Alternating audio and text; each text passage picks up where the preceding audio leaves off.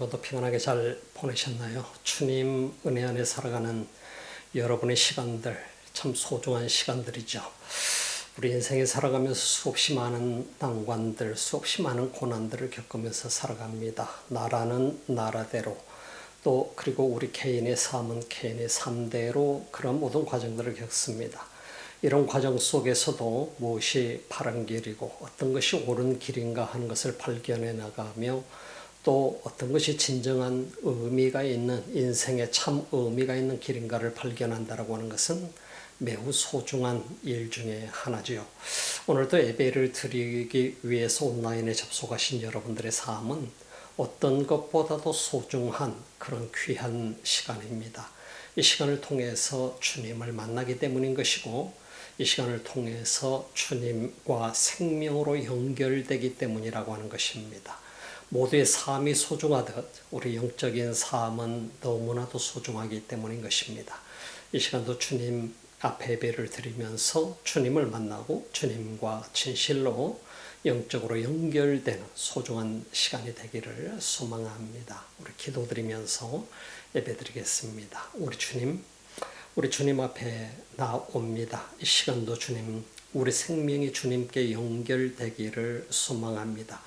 내 인생의 참된 의미를 발견했고 또 그래서 우리는 주님을 따르는 주님의 제자로서의 삶을 살아갑니다. 이 시간도 우리 가운데 임재하셔서 만나주시고 말씀해 주시고 우리를 이끌어 주소서. 예수님 이름으로 기도드립니다.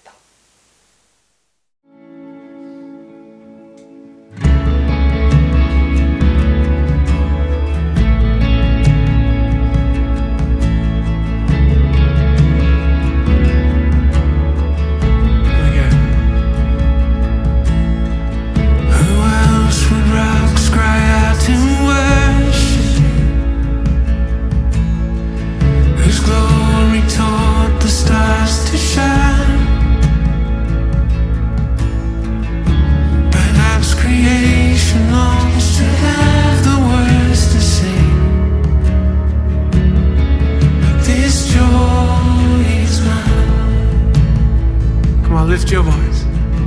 With 1,000 hallelujahs, we magnify your name. You alone deserve the glory, the honor and the praise. Lord Jesus, this song is forever yours. 1,000 hallelujahs and 1,000 more. Who else would die?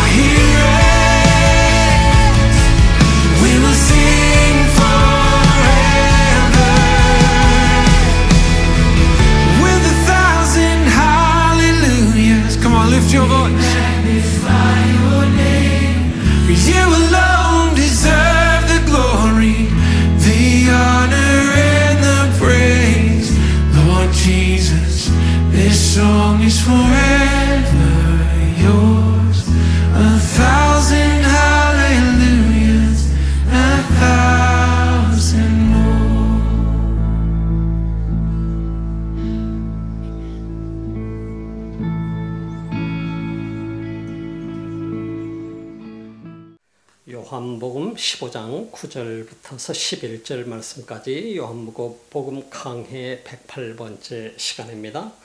아버지께서 나를 사랑하신 것 같이 나도 너희를 사랑하였으니 나의 사랑 안에 거하라. 내가 아버지의 계명을 지켜 그의 사랑 안에 거하는 것 같이 너희도 내 계명을 지키면 내 사랑 안에 거하리라. 내가 이것을 너희에게 이름은 내 기쁨이 너희 안에 있어 너희 기쁨을 충만하게 하려 함이니라 라고 말씀하고 있는 것을 보게 됩니다. 포도나무와 가지의 관계, 그것은 연합의 관계라고 말할 수 있습니다. 하나가 된 관계죠. 포도나무 혼자서 남아있을 수 없는 것이고 가지 홀로 남아있을 수 없는 것이죠. 가지와 포도나무는 어떠한 상황 속에서도 함께 연결되어 있어야 되고 연합되어 있어야 되는 것이 가지와 포도나무의 관계임을 예수님은 우리들에게 성경을 통해서 15장 속에서 가르쳐 주십니다. 우리가 살아가는 이 과정 속에서 우리 인생에 어떤 것보다도 중요한 것은 하나의 그리스도 앞에 가지로서 존재, 포도나무이신 그리스도에게 붙어 있어야 되는 존재, 연합되어 있어야 되는 존재임을 예수님께서는 우리들에게 말씀하고 계시는 것을 볼 수 있습니다. 이 세상에 얼마나 많은 사람들이 그리스도와 연합되지 못한 삶을 살고 있는지 우리는 모릅니다. 또 반면에 얼마나 많은 사람들이 그리스도와 연합되어서 살아가고 있는지 모릅니다. 그 결과는 어마어마한 차이가 납니다. 그래서 우리는 그 결과 속에서 내가 진정으로 오늘 이 시간에 기쁨을 누리며 행복을 누리면서 살아가고 있는가? 아니면 우리는 내가 염려하며 걱정하면서 그러면서 내 인생을 불행하게 살아가고 있는가의 결과가 내가 연합되어 있는가 안 되어 있는가의 관계에 달려 있다라고 하는 사실인 것입니다. 우리가 연합이 안 됐다고 한다면 우리는 왜 그러면 연합이 안 되었을까요? 왜 연합되지 못하고 살아가는 사람이 될까요? 이 세상에 수많은 사람들이 다 그렇게 연합되어서 하나가 되어서 행복한 삶을 살기를 소망하게 될 것입니다. 그러나 이 소망한다고 해서 우리가 연합되어질 수 있는 것이고 소망한다고 해서 우리가 행복해지는 것은 아니지요. 이 세상에 불행하기를 원하는 사람은 아무도 없습니다. 모두가 행복하기를 원하지요. 그런데 왜 우리가 행복하지 못할까요? 그것은 그리스도와 우리와의 관계 속에서 나타나게 된다고 하는 것입니다. 나라고 하는 존재, 우리 모두가 함께 이 땅에서 공존하면서 살아갑니다. 세상에 보이는 것에서 행복을 찾으려고 할 때는 그 보이는 것은 잠시뿐입니다. 그래서 우리는 잠시 동안 그 느끼는 것을 행복이라고 여길 수 있을지 모르겠습니다. 그러나 보이지 않는 영원한 행복을 찾는다라고 하는 것은 이 세상을 살아가는 모든 인류에게 있어서 가장 중요한 과제 중에 하나라고 하는 사실인 것입니다. 얼마나 많은 사람들이 물질을 통해서 우리가 행복하기를 갈망하며 그 물질을 추구하면서 살아가는지 모릅니다. 그렇다고 해서 어마어마한 물질을 소유하고 있다고 해서 그 사람이 정말 행복할까요? 이 질문 앞에 우리는 예스라고 대답하기 어려운 면들이 많이 있음을 발견하게 됩니다. 왜 그렇습니까? 바로 그 이유는 내가 이 세상의 소유를 통해서 참된 행복을 가질 수 없기 때문이라고 하는 사실인 것입니다.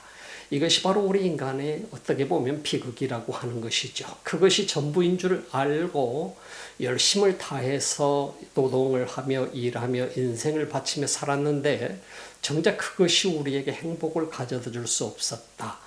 그럴 때 우리 자신들은 갈등하게 되고 방황하게 되고 좌절하게 되는 것을 우리가 보게 됩니다. 그렇다고 한다면 어떻게 우리는 이러한 삶 속에서 진정한 행복의 길을 갈 수 있을 것인가? 참으로 내 삶 속에 기쁨이 넘치는 길을 갈 수 있을 것인가? 행복하면 기쁨이 넘치게 되겠지요. 예수님께서는 요한복음 15장 속에서 우리들에게 매우 중요한 메시지를 그래서 주고 계십니다. 그분은 하나님 나라의 그 보좌를 놔두시고 이 땅에 인간의 몸을 입고 오셔서 성육신하신 그리스도 하나님의 아들 성자의 이름으로 이 땅에 오셨던 것을 보게 됩니다. 이 땅은, 세상은 그를 맞이해 주지 않았습니다. 환영해 주지 않았었습니다. 예수님이 태어났을 때는 마국간에서 태어나셔야 됐었고 머물 자리도 없었고 여관에 방 하나도 없었던 사실을 우리가 보게 되지 않습니까? 그리고 그가 태어났을 때는 그를 죽이기 위해서 헤롯 왕은 바로 군사들을 보내서 온 도성을 뒤졌던 사건들을 우리는 보잖아요. 이처럼 인간이 살아가는 이 세상에 오신 예수 그리스도는 어떻게 보면 삶의 모든 여정이 불행의 연속이었다고 말할 수 있게 되겠죠. 이런 불행의 연속, 고통의 연속, 어쩌면 쫓기는 인생, 어쩌면 그가 3년 동안의 삶을 제자들과의 사역을 하시면서도 쉽지 않는 사역이었던 것을 보게 됩니다. 기적을 행하고 이적을 행할 때 수없이 많은 사람들이 그를 추종하는가 하면은 반면에 제사장들과 바리새인들, 대제사장 이들은 어떻게 해서 저 예수의 인기를 땅에다 깔아뭉갤 것인가, 이것을 연구했던 것을 보게 되죠. 왜냐하면 그들은 정치인이었었고 정치인들은 백성들의 서포트를 받지 못하면 그들은 그 권력이라는 것이 무의미하기 때문이라고 하는 것을 볼 수 있게 되는 것이죠. 그래서 오늘날 대한민국이라고 하는 땅에도 역시 마찬가지로 백성의 서포트를 받지 못하는 대통령, 어쩌면 그러한 모든 과정들이 그 자신들 스스로 만들어낸 일이지만은 백성들은 너무나도 잘 알고 있습니다. 어떤 것이 옳으며 어떤 것이 그른지. 그러나 무매한 백성들도 많은 것을 우리는 또한 보게 되지 않습니까? 이처럼 예수님이 탄생하셨을 때도 바로 왕은 어떻게 해서라도 이 새로운 왕, 만왕의 왕이 태어난다고 하는 이 소식을 그는 용납할 수 없었던 것입니다. 어떻게 해서라도 없애야만 됐던 것입니다. 그래서 3살 미만의 사내 아이들은 다 죽이게 되는 그런 명령을 내리게 되는 것을 우리는 목격하게 되는 것이죠. 이처럼 예수님이 오셨던 세상은 험난하기 그지 없었습니다.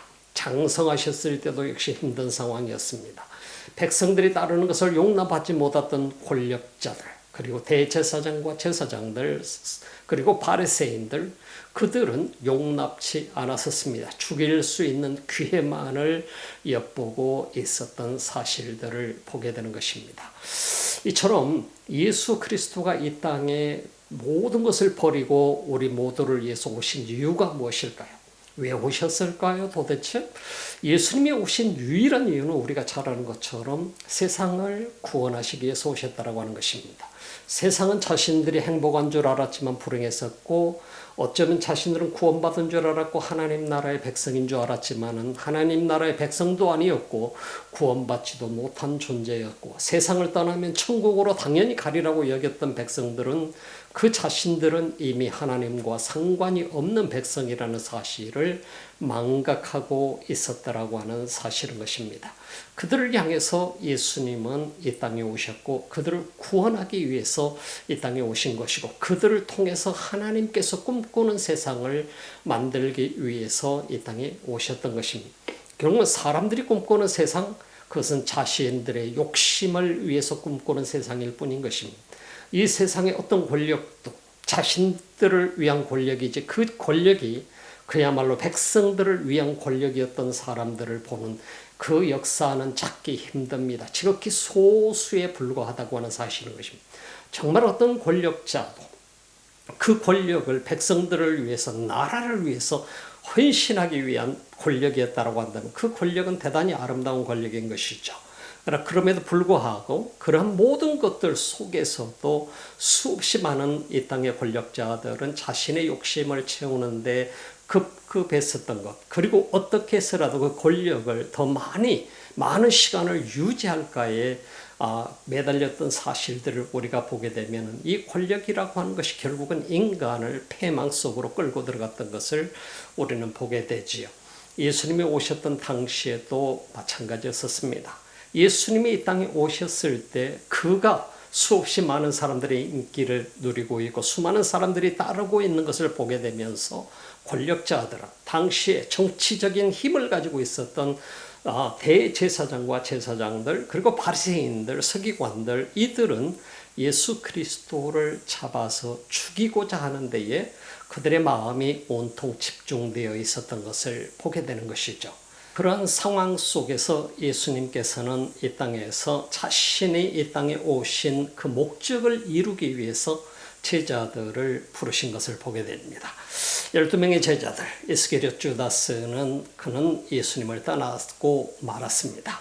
그리고 11명의 제자가 남았습니다. 그들을 향해서 예수님이 지금 계속해서 그들에게 보여주시고 가르치시고 계시는 말씀, 오늘 말씀도 그들에게 다시 재차 당부하고 있는 말씀, 그 말씀을 우리는 함께 오늘 본문 속에서 보고자 하는 것입니다.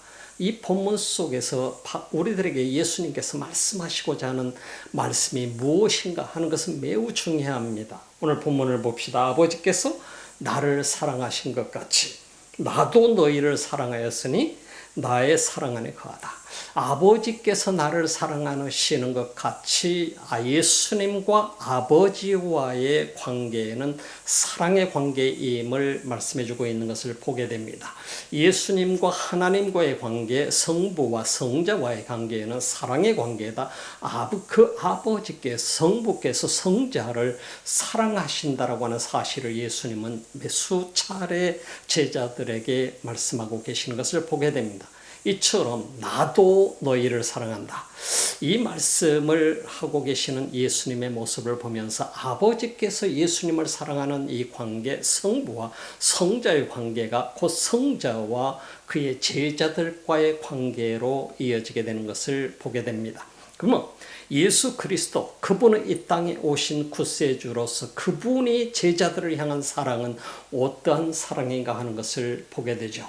제자들은 지금까지도 실감하지 못하고 있는 것을 보게 됩니다. 그러나 훗날에 진실로 그 의미가 무엇이었는가를 깨닫게 되는 것을 보게 되죠. 예수님께서 나도 너희를 사랑했다. 아버지께서 나를 사랑하신 것 같이 나도 너희를 사랑했다. 이 내리 사랑을 우리가 보게 되지요. 주님도 예수 그리스도도 그 제자들을 사랑하셨다. 믿는 성도들을 사랑하셨다. 하나님의 자녀들을 사랑하셨다. 그러면서 예수님이 당부하시는 말씀은 바로 나의 사랑 안에 거하라 하고 당부하고 계시는 것을 우리가 볼 수 있는 것이죠. 예수님의 이 당부를 우리는 보게 됩니다. 예수님의 그 사랑 안에 거하는 우리들은 그 사랑 안에 머물러 있으라고 하는 사실을 다시 한번 말씀하고 계시는 것입니다. 제자들로서 예수님을 따르는 사람들로서 예수 그리스도의 사랑 안에 거하지 못하게 된다면, 그 사랑 안에 머물지 못한다면 그 사랑 밖에 있다라고 하는 것은 우리가 상상해 볼 수 없는 세계인 것이죠. 예수 그리스도를 따르는 제자들은 예수 그리스도의 사랑을 받고 있는 존재들은 그의 사랑 안에 머물 수밖에 없는 존재인 것이죠. 그럼에도 불구하고 어떠한 상황이 왔을 때 우리 인간이라는 존재는 어느 순간에 자기 자신을 바라보고 느끼게 되는 그 순간에 우리는 주님에게서 멀어져 있게 되고 주님의 사랑 안에 있지 못하게 되는 경우가 많이 있을 수 있다는 사실을 우리는 보게 되는 것이죠.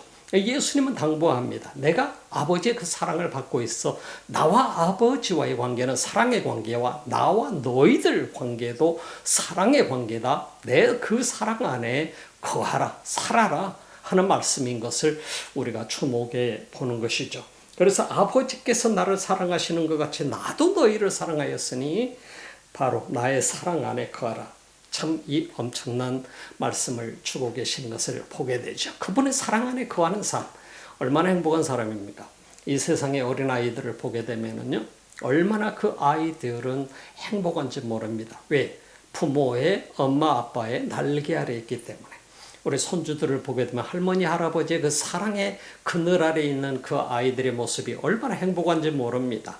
우리 두 손주가 있습니다. 이 두 손주는 손자와 손녀는 서로 주말이 되면은 이번이 할아버지 집에 가는, 할아버지 할머니 집에 가는 내 차례냐 서로 그 자기 차례를 항상 따집니다. 그리고 집을 떠나서 주일날 저녁 오후에는 집에 가게 될 때, 저녁 식사 후에 집에 가게 될 때는 다음 주 주말에는 누가 오는가, 이것이 하나 이슈고, 언제 데리러 오는가, 할아버지 할머니가 이것이 하나 이슈가 되고, 너무너무 할아버지 할머니 그 사랑을 그리워하는, 또 그리고 할머니 할아버지가 보내는 시간을 행복해하는 그런 모습을 보게 되죠. 주중에는 엄마 아빠의 그 사랑의 그늘 아래 있고 아이들의 행복하는 그 모습을 보면서 참 우리들의 아이들을 기르게 될 때는 그런 순간들을 다 너무 현실 속에 바쁜 삶을 살다 보니까 다 놓쳐버리고 말았었는데 주님, 우리가 이 안에서 일하면서 이제 나이가 들어가면서 아이들을 손주들을 접하면서 보게 되니까 참 우리들의 그 사랑이 온전히 손주들을 향해서 향하게 되는 것을 느껴볼 수가 있게 돼요. 어쩌면 그들은 성장해 갈 겁니다. 사랑 안에서. 그들 막 가슴 속에 그들의 기억 속에 할아버지 할머니는 계속해서 남아있게 되겠지요. 우리가 얼마만큼 그들을 사랑하느냐에 따라서 다르다면 그리스도 안에서 살아가는 우리의 삶도 마찬가지입니다. 우리가 그리스도의 그 사랑을 어떻게 해서 깨달을 수 있느냐. 제자들은 아직 알고는 있지만 그러나 그것이 다가 아니었다는 사실을 그들은 모르고 있었습니다. 예수님은 십자가에 못 박혀 돌아가실 것이고 그 돌아가셨던 그 순간까지도 제자들은 절망과 고통 속에 들어가 있었을 것입니다. 왜? 자신들의 모든 것을 바쳐서 예수 그리스도를 따랐는데 자신들의 모든 것을 포기하고 인생을 포기하고 예수 그리스도를 초점으로 그들이 3년 동안을 따랐는데 자신들이 따랐던 그 그리스도는 십자가에 못 박혀 돌아가셨다. 이 사실은 엄청난 충격을 안겨주었던 사실을 우리가 보게 되잖아요. 그리고 그들은 숨어서 지냈어요. 두려움 속에 빠졌어요. 우리는 예수님 부활하신다고 하셨지만 부활하실 수 있다는 그 자체 말씀은 들었었지만 그 자체를 상상도 할 수가 없는 처참한 십자가상에서의 죽음이었다는 사실을 우리가 생각해 보면 예수님 제자들이 얼마나 두려웠겠느냐는 것입니다. 참 그렇다고 한다면 제자로서의 삶, 정말 그분의 사랑 안에 거한다라고 하는 것은 예수님이 십자가에 못 박혀 돌아가시는 그 순간 모든 것은 불가능한 상황이 되었었다라고 하는 것을 생각해 보지 않습니까? 우리는 오늘 이 순간에 어떻게 사나요? 그분의 사랑 안에 우리가 살아가고 있나요? 그분과 사랑 안에 살아간다라고 하는 존재는 포도나무와 그 가지와의 관계를 얘기하는 것입니다. 곧 하나된 관계를 얘기한 것입니다. 내가 그리스도 안에 있고 그리스도가 내 안에 계시는 이 관계가 되어질 때 비로소 우리는 진정한 그분의 사랑 안에 거할 수 있다라고 하는 사실인 것입니다. 그분이 우리를 사랑하시는 사랑은 어떤 사랑이었어요?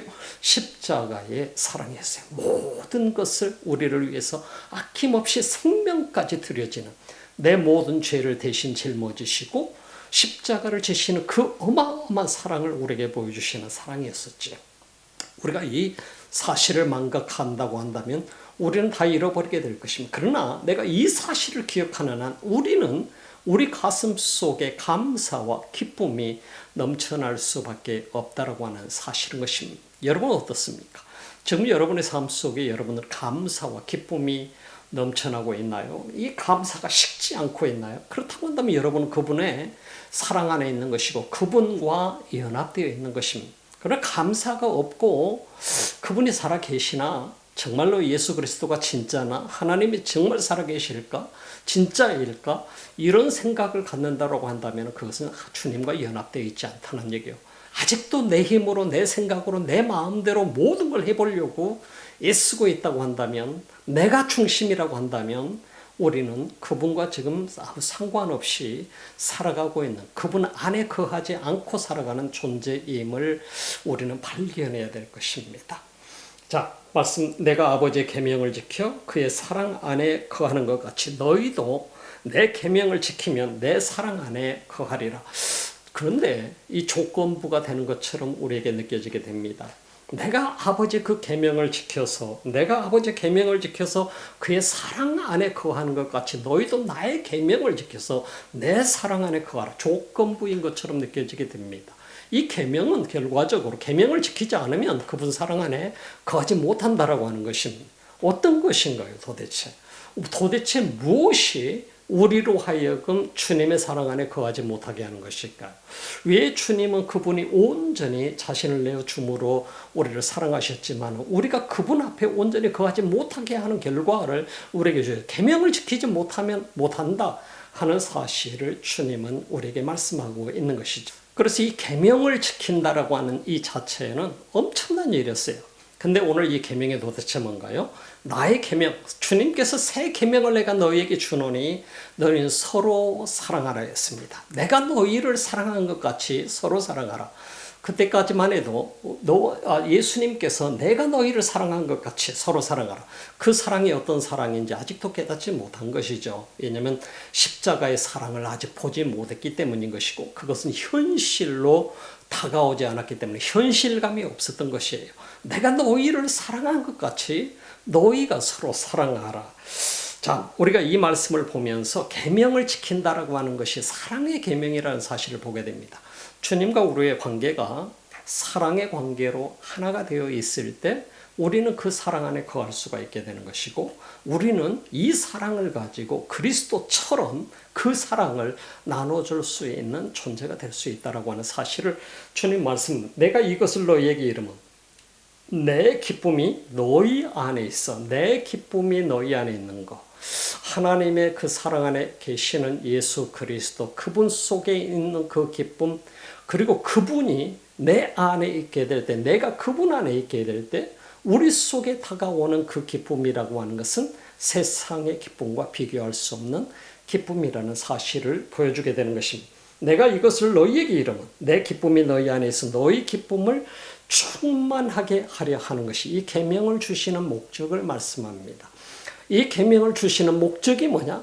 바로 그것은 우리에게 기쁨을 충만하게 준다. 우리 사람에게 있어서 이 기쁨이라고 하는 것은요, 하나의 프로그레시브라고 하는 것을 생각해 봅니다. 프로그레스 되는 것이죠.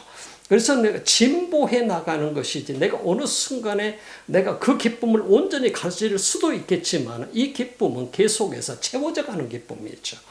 사람이 갖는 이 세상에서의 기쁨은요, 잠시 동안의 기쁨일 뿐입니다. 어떤 사람도 이 세상에서 영원한 기쁨을 가지는 것은 아니죠. 이 세상을 살아가면서 우리가 맛보는 잠시의 기쁨은 잠시일 뿐인 것입니다. 그러나 그리스도 안에서 내가 누리는 그 은혜로 인해서, 그 사랑으로 인해서, 그 깨달음으로 인해서 내가 느끼는 이 기쁨은, 내가 가지고 있는 이 기쁨은 영원한 것이라고 하는 것입니다. 이 세상에 영원한 기쁨이 어디가 있겠어요? 세상 속에서 영원한 기쁨을 찾을 수 있겠습니까? 금은 보화가 우리를 영원한 기쁨으로 인도할까요? 아니라고 하는 사실입니다. 내가 가지고 있는 수천만 억을 가지고 있다고 한다 할지라도 그것이 나에게 기쁨을 줄 수 있을까요? 우리는 생각해 봅니다. 참 이러한 모든 것들은 우리에게 결코 영원한 기쁨을 줄 수 있는 것이 아니라고 하는 것입니다. 왜냐하면 인간이라고 하는 존재는 이 세상에서 타락한 존재이고 죄악된 존재이고 결국 하나님과 단절된 존재이기 때문에 이 단절된 이 삶이 다시 한번 회복되지 않는 한은 불가능하다고 하는 것입니다. 단절되었고 죄악되어서 어둠 속에 살아가고 있고 죽음의 그 길을 가고 있는 존재들, 영원한 멸망의 길을 가고 있는 이 존재들에게는 영원한 기쁨이 없는 것입니다.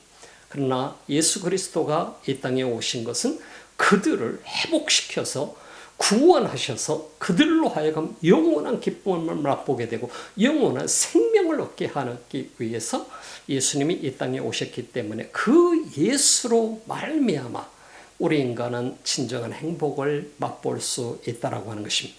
참된 기쁨은 그래서 그리스도를 통해서 그리스도가 가지고 있는 그 기쁨이 우리 속에 임하게 될 때 우리가 진정으로 영원토록 누릴 수 있는 그 기쁨이 우리 속에 있어진다라고 하는 사실인 것입니다. 사랑하는 여러분, 여러분들과 저는 이 세상을 살아가고 있습니다. 세상 속에서 기쁨을 찾을 수도 있는 존재입니다. 언제든지 우리는 세상 속의 작은 것으로 인해서 행복해할 수도 있고 기뻐할 수도 있는 존재인 것이죠. 그러나 내가 지금 가지고 있는 내 속에 또 다른 그 영원한 기쁨과 영원한 감사 있는가? 이걸 우리는 한번 체크해 보아야 될 것입니다. 여러분의 가슴 속에 영원한 기쁨이 존재하고 있는가? 여러분의 가슴 속에 영원한 생명이 존재하고 있는가? 그 구원에 엄청난 감격이 존재하고 있는가? 그렇다고 한다면 여러분들은 구원받은 존재인 것입니다. 오늘 예배를 드리면서도 기쁘고 감사함으로 다시 한번 주 앞에 내 자신을 올려드릴 수 있는 존재가 되는 것입니다. 오늘 이 말씀을 들으면서 여러분과 제가 함께 이 말씀을 듣고 또 느껴보게 됩니다. 주님 안에서 진실로 감사와 기쁨이 넘치고 그 영원한 생명을 주심에 주의 그 은혜의 충만함을 입게 되고 내 속에 기쁨이 계속해서 충만하게 임하게 되는 이런 모든 삶의 현장이 여러분의 삶의 그 현실이 되기를 바랍니다. 예, 날마다 여러분의 삶 속에서 이 기쁨이 넘쳐나고 이 감사가 넘쳐나고 주님을 찬양하는 Praise the Lord 하는 이 엄청난 감사와 주님께 영광을 돌리는 이 삶이 여러분의 삶 속에서 참으로 넘쳐나기를 바라면서 그리스도 안에 꼭 그리스도의 그 사랑 안에 거하는 여러분의 삶이 되시기를 주님의 이름으로 축복합니다. 기도합시다. 우리 주님 감사합니다. 이 소중한 시간 우리가 그리스도 안에 거하라고 하는 주의 말씀을 다시 한번 듣습니다. 그분의 사랑 안에 거하고 그리고 그분 안에 거함으로 인해서 살아감으로 인해서 그분과 연합이 되어서 주님과 연합된 우리의 삶이 얼마나 행복한 삶인가 하는 사실을 다시 한번 발견합니다. 우리 주님 감사합니다.